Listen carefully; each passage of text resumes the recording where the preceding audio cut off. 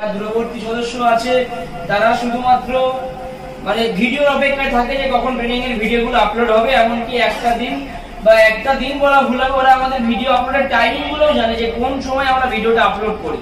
তো সেটা যদি 1-2 ঘন্টা লেটও হয়ে যায় তখন ওপর থেকে ফোন আসে, স্যার এখনো ভিডিওটা আপলোড হয়নি, অন্যদিন এত সময়ের মধ্যে হয়ে যায় ট্রেনিং এর ভিডিও আপলোড, এখনো আপলোড হয়নি।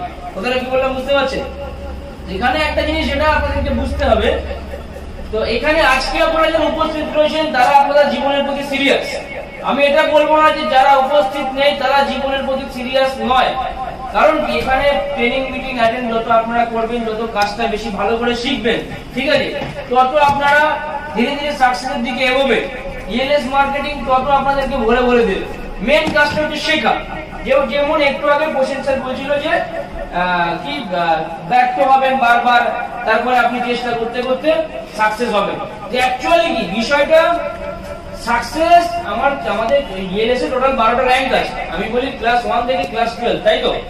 তাই বলি তো যে ক্লাস 1 থেকে ক্লাস 12 একটা বাচ্চা যখন ক্লাস 1 এ ভর্তি হয় সে একলা কি কখনো ক্লাস 12 এ যেতে পারে? আপনারা বলুন।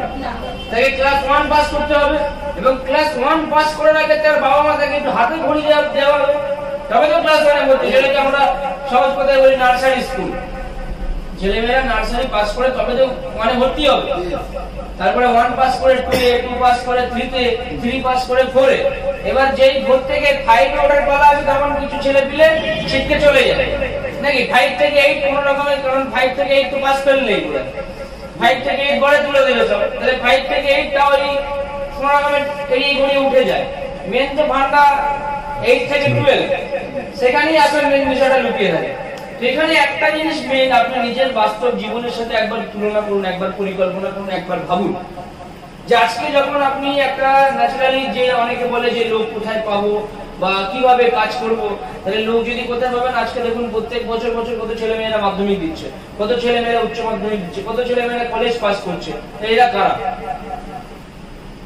তাহলে ক্যান্ডিডেট তো অলরেডি পারতে আছে, তাহলে লোক নিয়ে কোনোদিন কোনো অসুবিধা হবে না। আপনাকে এই বিষয়টা বলার পিছনে একটাই কারণ, এটা হচ্ছে আমাদের একটা শ্রেণীকক্ষ। যে শ্রেণীকক্ষতে কোন রকম শিক্ষাগত যোগ্যতা প্রয়োজন হয় না যে শ্রেণীকক্ষে বসতে গেলে।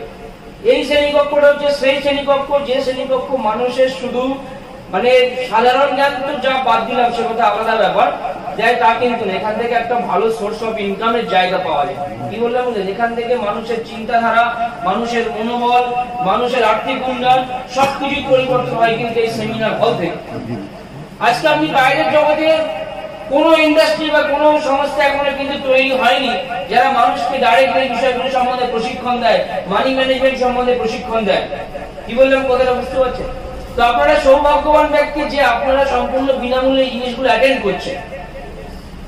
সাকসেস পেতে গেলে ফেলিওর আপনাকে হতে হবে এবং প্রত্যেকটা ফেলিওর আপনি যতবার চেষ্টা করবেন ততবার ফেলিওর হবেন, কিন্তু আপনি যদি আলটিমেটলি দিনের শেষে চেষ্টা না করেন তাহলে ফেলিওর হওয়ার কোনো প্রশ্ন আসে? আপনারা বলুন, ফেলিওর হওয়ার কোনো প্রশ্ন আসে? আপনাকে তাহলে পরিশ্রম করতে হবে নাকি? আপনি যদি চেষ্টাই না করেন, চেষ্টা না করে যদি আপনি হাল ছেড়ে দেন তাহলে আপনি কি করে সাকসেস হবেন? সাকসেস হতে গেলে আপনি যে ব্যর্থ হচ্ছেন প্রত্যেকবার, এই ব্যর্থতাগুলো থেকে আপনাকে শিক্ষা নিতে হবে। এই ব্যর্থতা যে বারবার ফেলিওর হচ্ছেন, এই ফেলিওর গুলোকে সিঁড়ি বানাতে হবে। কি বললাম বুঝতে পারলেন?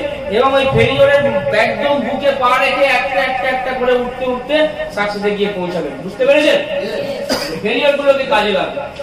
এখানে একটা জিনিস অনেকে দেখবেন নেগেটিভ হয়ে যায়, 2-5 দিন কাজ করে। আরে সিস্টেমটা ভালো করে বুঝুন আগে। আপনারা এতদিন কাজ করছেন, আমি যদি এখানে ন্যাচারালি চ্যালেঞ্জ করে বলছি, যদি সবাইকে বিজনেস প্ল্যান দেওয়ার কথা বলা হয় অনেকে দিতে পারবে না। তো বিজনেস প্ল্যানটা দেওয়া শিখুন আগে। আপনি কি চুরি করছেন? আরে বিজনেসটা আজকে আপনার আছে, তো আপনার বিজনেসটা আপনাকে তৈরি করতে হবে। রিয়েলসে যারা আপনারা কাজ করছেন, লাইফটা আপনার লাইফটা অন্য কেউ করে দেবে না। তো আপনাকে বিজনেস প্ল্যানটা নিজেকে দেওয়া শিখতে হবে। কি বললাম বুঝতে পেরেছেন? যেখানে সবকিছু খুবই গুরুত্বপূর্ণ। আপনি যদি নিজে পারদর্শী না হন, অন্যের উপর ডিপেন্ডেন্ট থাকেন, তাহলে সে কিন্তু কখনো আপনার লাইফটাকে তৈরি করে দেবে না। আপনি হয়তো ভাবছেন যে আপনার সিনিয়র আপনাকে সাপোর্ট করছে, আপনার জুনিয়র আপনাকে রেসপেক্ট করছে। আরে অবশ্যই সিনিয়রের সাপোর্ট পাবেন। সিনিয়র আপনাকে কেন সাপোর্ট করছে সেটাও আমি খোলাখুলি বলে দিচ্ছি। কোনো সিনিয়র কিন্তু এভাবে বলবে না যেরকমটা আমরা বলে দিই। এখানে মেন বিষয়, ধরুন ফর এক্সাম্পল আমি প্রদীপ স্যারকে দিয়ে এক্সাম্পল দিই। প্রদীপ স্যার পরিশ্রম করছে কার জন্য? ওনার নিজের জন্য। আমি পরিশ্রম করছি কার জন্য? আমার নিজের জন্য। যাই বলুক না কেন, এখানে আমরা কিন্তু আলটিমেটলি দিনের শেষে নিজের জন্যই পরিশ্রম করছি। আর এখানে পরিশ্রমটা এমনই পরিশ্রম যে আমি নিজের জন্য পরিশ্রম করব, কিন্তু শ্রমটা আমি আপনাদের পিছনে বিনিময় করব। কথাটা কি বলবেন বুঝতে পারলেন? আমি নিজের জন্য পরিশ্রম করছি, কিন্তু শ্রমটা আপনাদের মধ্যে বিনিময় করছি। এবং যত বেশি আপনাদেরকে নিয়ে শ্রম বিনিময় করব, তত বেশি আমার ইনকাম হবে। কিন্তু এই শ্রমটা আমরা যে এত বারবার বিনিময় করছি, তো অনেকে এই জায়গায় আমি দেখেছি, আমি লাইভ ক্যামেরা বলছি, এই জিনিসটাকে অনেকে না মানে একটা অজুহাত ধরে নিয়েছে যে সিনিয়র তো আছে। আরে ভাই, সিনিয়র তো আছে, তুমি নিজেকে তৈরি করো, তুমি নিজেকে ডেভেলপমেন্ট তৈরি করো। আজকে তোমার সৌভাগ্য, তুমি সিনিয়রকে ডাকছো, একটাকে পেয়ে যাচ্ছ, কালকে তুমি তাকে নাও পেতে পারো। সে তো ব্যবসা থাকতেই পারে, সে তোমার প্রোগ্রাম টাইম মতো অ্যাটেন্ড নাও করতে পারে। তখন তুমি কি করবে দ্যাট মোমেন্টে গিয়ে? তো এই জিনিসটাকে অনেকে দেখছি যে এখানে খারাপ হওয়ার কিছু নেই।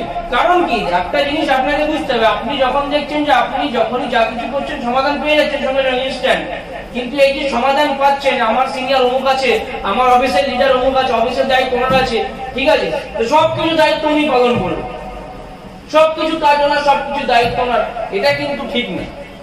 তো সিনিয়রকে আমি বলছি মানে আমার সিনিয়র আমাকে সাপোর্ট করবে, হ্যাঁ ঠিক আছে, সিনিয়র তো অবশ্যই সাপোর্ট করবে, তার সিনিয়রও তো লাইফ আছে, সেও তো মানুষ নাকি, কারো তো কাজ থাকে। তো এখানে অনেকে কি করছে, ওই উইকনেসটাকে কিন্তু সে কাজে লাগাচ্ছে। অ্যাকচুয়ালি এখানে কি, সে নিজে ফাঁকি মারছে। আর একটা জিনিস বুঝতে হবে, ফাঁকি মারলে কিন্তু ফাঁকে পড়তে হবে, ফাঁকি মারলেই ফাঁকে পড়তে হবে। আপনি ফাঁকি মারছেন কাকে? আপনি নিজেই নিজেকে ফাঁকি মারছেন। তো নিজেকে ইমপ্রুভমেন্ট করুন, নিজেকে তৈরি করুন। আপনি যত বেশি মানুষের সংস্পর্শে যাবেন, মানুষের সাথে কথা বলবেন, মানুষকে বিজনেস প্ল্যান দেবেন, বিজনেসটাকে সুন্দর করে প্রেজেন্টেশন করবেন, সেখানে ভুল ত্রুটি হবে, সেই ভুল ত্রুটিগুলোকে আপনি আস্তে আস্তে রিকভারি করবেন। তারপরে আস্তে আস্তে আপনার একটা, দুটো, 10টা, 100টা করতে করতে আপনার পুরো বিষয়টা থ্রোলি একদম মুখস্থ হয়ে যাবে যে কিভাবে আপনাকে কাজটা করতে হয়। আপনি টেকনিকটা জেনে যাবেন। কিন্তু এই টেকনিকটা যদি আপনি অন্যের উপর ছেড়ে দেন, তাহলে সে তো তার মতো করে বেরিয়ে আসবে। কথাটা কি বললাম বলেন? আমি প্রত্যেকটা মানুষকে একটাই কথা বলি যে আপনি বিজনেস প্ল্যান দেবেন লজ্জাহীন, ভয়হীন, জড়তাহীন। আজকে এলএস এর যে প্ল্যান আছে, আপনারা বলুন তো কোনো জায়গায় গিয়ে, অল ওভার ইন্ডিয়া কি অল ওভার ওয়ার্ল্ডে কোনো জায়গায় গিয়ে প্ল্যান দিলে কারো বুক কাঁপবে? কারো হাত কাঁপবে? মানুষের চোখে চোখ রেখে বুক খুলে বিজনেস প্ল্যান দেবেন আপনারা। এখানে চুরি করছেন না, এখানে আপনি মানুষকে বলছেন না যে ভাই তুমি আজকে যাও, তোমার 40 দিনের টাকাটা বলবো, বলছেন? এখানে কোম্পানি বলছে আপনাকে 10 টাকা দিতে হবে, দিলে আপনি 5 দিন মাথায় 20 টাকা পাবেন, বলছে কোম্পানি আপনাকে একবারও। তো ভাবুন বুঝে, তাহলে কিসের ভয় পাচ্ছেন আপনি? কিসের জড়তা কাজ করছে আপনার মধ্যে? যে লাইনে চলছেন আপনার জীবনটা দেখুন একটা ছন্দে, একটা ট্র্যাকের মধ্যে দিয়ে চলছে, একটা লাইন, রেল যেমন একটা লাইনে চলে। তা আপনি যদি ওই লাইনে কন্টিনিউয়াসলি চলতে থাকেন, আপনার জীবনে যে ইএলএস এসেছে, আপনি যদি সেখান থেকে পরিবর্তন না আনতে পারেন, আলটিমেটলি কোনো লাভ আছে কাজ করে? দীর্ঘদিন কাজ করবেন, ট্রেনিং মিটিং অ্যাটেন্ড করবেন, বাড়ি যাবেন, আসবেন, যাই যা করছেন তাই করে যাবেন, কোনো পরিবর্তন আসবে না। আসবে কি আপনারা বলুন? তাহলে পরিবর্তন আনতে গেলে আপনাকে যেটা করণীয় সেটা করতে হবে। শুধু ট্রেনিং মিটিং অ্যাটেন্ড করলাম, শুধু যে পড়াশোনা করে গেলাম সারা মাস, তা কিন্তু হয় না। এটা শিখলে হবে না, সেটাকে বাস্তবে রূপ দেওয়ার জন্য সেটাকে আপনাকে প্র্যাকটিক্যালি অ্যাপ্লাই করতে হবে। কি বললাম বুঝলেন? আপনি শুধু শিখেই যাচ্ছেন, কিন্তু আপনি সেটা কোনো জায়গায় অ্যাপ্লাই করছেন না, তাহলে সেই শেখার কোনো মানে হয় না। শিখছেন যেটা, সেটাকে অ্যাপ্লাই করুন। আমাদের বিজনেসটা হচ্ছে কপি পেস্ট একটা বিজনেস। আর এই কপি পেস্ট বিজনেসটা কি, আপনি যেটা শিখবেন সেটা আপনি আপনার টিমের ডাউনলাইনকে সুন্দর করে শেখাবেন। প্রত্যেককে ভালোভাবে বলে দিচ্ছি, একটু শুনে নেন মন দিয়ে, যতজন ইএলএস এর অ্যাক্টিভ মেম্বার আছেন। দেখুন, সাকসেস যদি পেতে চান, সব থেকে গুরুত্বপূর্ণ যে বিষয়, যেটা একদম সবার প্রথম যে বিষয়টা ইম্পর্টেন্ট, নিজের মাইন্ডটাকে শক্ত করতে হবে, নিজের মন কি চাই সেটাকে দেখতে হবে। আপনারা নিজেরা বলুন, আপনারা কি এখান থেকে সাকসেস পেতে চান? মনে হয় না। আপনারা কি এখান থেকে সাকসেস পেতে চান? তাহলে আপনি যদি সাকসেস পেতে চান, সব থেকে গুরুত্বপূর্ণ বিষয় যেটা, 100% সেলফ কনফিডেন্স, আত্মবিশ্বাস রাখতে হবে নিজের উপরে, যে আমি এখান থেকে সাকসেস পাবো, পৃথিবীর কোনো ক্ষমতাই আমাকে এখান থেকে আটকাতে পারবে না। এবার শুধু টার্গেটটাকে ফিক্স করলে হবে না। কি বললাম বুঝলেন? টার্গেটটাকে ফিক্স করলে হবে না। আপনি ধরুন, কথার কথা বলছি, ধরুন আপনার কাছে পড়ার এক্সাম্পল যদি বলা হয়, আজিমুল, ধরো আজিমুল আমাদের ছেলে, আজিমুলকে ধরুন একটা AK-47 ধরিয়ে দেওয়া হলো, আর দু রাউন্ড গুলি দিয়ে দেওয়া হলো। আজিমুলকে ছেড়ে দেওয়া হলো একটা জঙ্গলে, সামনে প্রচুর শিকার, পা ঘুরে ঘুরে বেড়াচ্ছে, আজিমুলকে শিকার করতে বলা হয়েছে। তো আজিমুল যদি মেশিনে গুলিগুলো লোড করে ঘাটাঘাট করে চালা বস্তুকে নিশানা করে একটা হরিণকে নিশানা করে যদি গুলিটা ছোড়ে সেটাতে কাজ হবে, নিশানাতেই কাজ হবে। তাহলে আপনারা নিজেরাই বলেছেন নিশানাতেই কাজ হবে। তাহলে আপনারা কি করছেন? যাকে পাচ্ছেন তাকেই বলছেন, কাউকে ছাড়ছেন না। এটা হচ্ছে একটা বাছাইকরণ বিজনেস। আপনি যাকে পাচ্ছেন তাকে বলুন, তাতে আমার কোনো অসুবিধা নেই, কিন্তু আপনাকে বেছে নিতে হবে। আপনি কাকে ধ্যান চালাচ্ছেন, যেটাই বাজছে বাজছে, যেটাই বাজছে না বাজছে না, নাকি বাজার কথা ছিল বলেন বাজছে গিয়ে ব্যাগের গায়ে, ব্যাস দুদিন পরে ব্যাগ উল্টে চিৎকার। কি বললাম কথাটা বুঝলেন? এখানে আপনাকে দেখতে হবে সেই সমস্ত মানুষগুলো যারা নিজেরা জীবনে কিছু করতে চায়, যারা জীবনে প্রতিষ্ঠিত হতে চায়, যারা নিজের সাথে সাথে অন্য মানুষকে উপকার করতে চায়, যারা সমাজকে একটা ভালো মেসেজ পাঠাতে চায়, যারা সমাজের উন্নয়ন চায়, সেই সমস্ত মানুষদেরকে আমাদের এই সিস্টেমের প্রয়োজন। সবাইকে প্রয়োজন নেই। বাবুল স্যার বারবার করে বলে যে দুষ্টু গরুর চেয়ে শূন্য গোয়াল অনেক ভালো, তো দুষ্টু গরু আমাদের দরকার নেই। আপনারা কি করছেন? আপনারা তো ভুল করছেন। অধিকাংশ ক্ষেত্রে কিন্তু এগুলো আপনারা করছেন। তো আপনি দেখুন আপনার পরিবারে, আপনার চেনা জানার মধ্যে বা আপনার রিলেটিভের চেনা জানার মধ্যে কার এই চাহিদাটা আছে, কে জীবনে কিছু করতে চায়, কে নিজের পায়ে দাঁড়াতে চায়, সেই মানুষটাকে আপনি শনাক্ত করুন এবং তাকে সঠিকভাবে বিজনেস প্ল্যানটা দিন। নিশ্চয়ই সে রাজি হবে, নিশ্চয়ই রাজি হবে। আপনার বিজনেস প্ল্যান দেওয়ার উপরে জয়েনিংটা নির্ভর করে যে আপনি কিভাবে বিজনেস প্ল্যানটা দিচ্ছেন। বারবার করে বলছি, মাথার থেকে জয়েনিং তুলতে যাচ্ছেন এই চিন্তা ভাবনাটা ছড়ান। আমি কালকে ম্যাক্সিমাম 150 কিলোমিটার বাইক চালিয়েছি। কালকে এই সিজনের প্রথম রাতে আমি গাড়ি চালিয়েছি। এই সিজনে 150 কিলোমিটার বেশি আমি গাড়ি চালিয়েছি। গিয়ে ম্যাডাম তখন বাড়ি ছিল 12টা বাজে। যেখানে কি হয়, উদ্দেশ্য আমার একটাই, উদ্দেশ্য একটাই যে মানুষের কাছে ইএলএস এর বার্তাটাকে পৌঁছে দেব। জয়েনিং করাটা আমার কিন্তু মূল উদ্দেশ্য থাকে না। জয়েনিং পরে আগে মানুষকে ইএলএস এর যে এই যে বিজনেস কনসেপ্ট, ইএলএস এর এই যে যুগান্তকারী মেসেজ, এটা আমরা পৌঁছে দেওয়ার টেন্ডেন্সি নিয়ে মার্কেটে নামি। জয়েনিং এর উদ্দেশ্য সরাতে হবে মাথা থেকে আগে।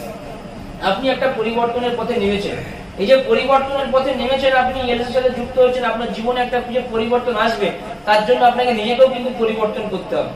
তো যে ছন্দে আছেন সেই ছন্দ ছেড়ে বেরিয়ে আসতে হবে। আপনি যদি সেই জায়গাটা ছেড়ে বেরিয়ে আসতে না পারেন তাহলে কোনোদিন কিন্তু সেই জিনিসটা অ্যাচিভ করা পসিবল হবে না। আপনি বলুন তো, আপনি যে ইএলএস থেকে সাকসেসের আশা করছেন, যারা ভিডিও দেখছেন, আপনি সাকসেসের আশা কিভাবে করেন? আজকে এই 2 বছর, 2 থেকে 2.5 বছর ইএলএস শুরু হয়েছে। প্রত্যেকটা রবিবারে একটা রবিবারে মিস নেই ট্রেনিং মিটিং অ্যাটেন্ড করা। প্রত্যেকটা রবিবারে ট্রেনিং মিটিং পার্টিসিপেট করি। মিস গেছে একটা রবিবারও, খুব ব্যতিক্রম বলে একবারই আমার মিস গেছিল। একবারই একটা রবিবার মিস করেছি। তারা 6 মাস লিখিত করেছিলাম যে 6 মাস আমি কোনো কাজকে না বলবো না। 6 মাস আমি এক ধ্যানে আমি কাজ করে যাচ্ছি, করেছিলাম বলে যা আসতে পেরেছি। তো আলটিমেটলি আপনাকে ত্যাগ স্বীকার করতে হবে। আপনি ভাবছেন যে আপনি যে কাজটা করছেন সেই কাজটা আপনার জীবনে অধিক গুরুত্বপূর্ণ, অবশ্যই গুরুত্বপূর্ণ, কিন্তু আপনি যদি ওই কাজটা থেকে আগে বিগত দিনে করে আসছেন, ওই গুরুত্বপূর্ণ কাজ করে সে কোনো পরিবর্তন এসেছে? তাহলে আপনি যদি সেই গুরুত্বপূর্ণ কাজটা এখনো কন্টিনিউ চালাতে থাকেন তাহলে কোনো পরিবর্তন আসবে বলে মনে হয়? আপনি কোনো পরিবর্তন আসবে বলে মনে হয়? আপনি গাড়ি কিনেছেন, গাড়ি কেনার আগে আপনি সাইকেল চালাতেন, গাড়িটা কিনে বাড়ি রেখে দিয়েছেন, চালাতেও জানেন না, কি করে ড্রাইভিং করতে হয় শেখেননি, আপনি সেই সাইকেলটাই চালাচ্ছেন, গাড়িটা কোনো কাজে আসবে? তাহলে গাড়ি আপনাদের ইএলএস দিয়ে দিচ্ছে, ইএলএস দিয়ে হচ্ছে গাড়ি। তো আপনি আগে সাইকেল চালাতেন আর ইএলএস থেকে 4 চাকা। কি বললাম বুঝতে পারছেন তো? তো আপনি কি করছেন? 4 চাকাটা কিনে বাড়িতে রেখে দিয়েছেন, যখন একটু কিছু ইচ্ছা হচ্ছে 4 চাকার সামনে একটা ছবি তুলে ফেসবুকে ছাড়ছেন, এই তো আমি যা জয় ইএলএস, নাকি? কিন্তু তা করলে তো হবে না। গাড়ির ভিতর বসে স্টিয়ারিংটা ধরে চালাতে হবে, তবে তো গন্তব্যে পৌঁছাতে পারবে। তো সেই আপনি কি করছেন? জয় ইএলএস দিতে আবার সাইকেল নিয়ে যাচ্ছেন। তো মানুষ কি ভাববে? মানুষ কি ভাববে যে শুধু ইএলএসই করে, ইএলএস করে কিছু করতে পারে না। কথাটা কি বললাম বুঝতে পারছেন তো? তো পরিবর্তন আনতে গেলে নিজেকে আগে পরিবর্তিত হতে হবে, নিজের মেন্টালি প্রিপেয়ার হতে হবে নিজেকে। কিন্তু আমি সবসময় কথা বলি যে দেখুন, দুটো দিক, একটা অভ্যন্তরীণ, একটা বাহ্যিক, দুটো জিনিস আপনাকে পরিবর্তন আনতে হবে। নিজের মনটাকে পরিবর্তন করতে, মনের ভিতর থেকে কি পরিবর্তন আনতে হবে? একটা দাতা ভাব আনতে হবে যে আমি ইএলএস এর কাজ করছি মানে আমি একজন দাতা। আমার হাতে যে পাওয়ার আছে যা অন্য কোনো মানুষের হাতে নেই, যা কোনো নেতা মন্ত্রীর হাতে নেই, যা কোনো সরকারি কর্মচারীর হাতে নেই। এখন কোনো মানুষকে যদি আপনি বলেন একটা চাকরি দিতে, সে কি পারবে? কিন্তু আমাদের ইএলএস মেম্বারদের কাছে যদি এসে বলে যে আমার একটা কাজের দরকার, আমরা দিল খুলে দিয়ে দেবো, হ্যাঁ ভাই এসে তোমার জন্য দরজা খোলা আছে, কাজ করে, ইনকাম করো, মাইনে নাও, নাকি? তাহলে আমরা হচ্ছে সার্বিক দাতা, আমরা সবাইকে দিতে পারবো। কজন মানুষের হাতে এই ক্ষমতাটা আছে? তাহলে ভারতবর্ষ 150 কোটি দেশে আমরা এই প্রথম 2000 ব্যক্তি যারা ইএলএস এ জয়েনিং হয়েছি তারা ভাগ্যবান। তার কারণ কি? আমাদের ভিতরে সেই দাতা জিনিসটা রয়েছে। তো নিজের মনের ভিতর থেকে দাতা মনোভাব তৈরি করি যে আমি হচ্ছি দাতা, আমি যে জিনিসটা একজন মানুষকে দিতে পারবো অন্য কেউ সেই মানুষটাকে দিতে পারবে না। কি বললাম বুঝতে পেরেছেন? তো অভ্যন্তরীণ পরিবর্তন মানে এটাই যে মনের ভিতর থেকে দাতা ভাব আনতে হবে। আর বাহ্যিক পরিবর্তন কি? চাল চলন কথাবার্তা এলাকা পোশাক এগুলি, এটা হচ্ছে বাহ্যিক পরিবর্তন। আপনি ইএলএস এ জয়েনিং হচ্ছেন, আপনার অভ্যন্তরীণ পরিবর্তন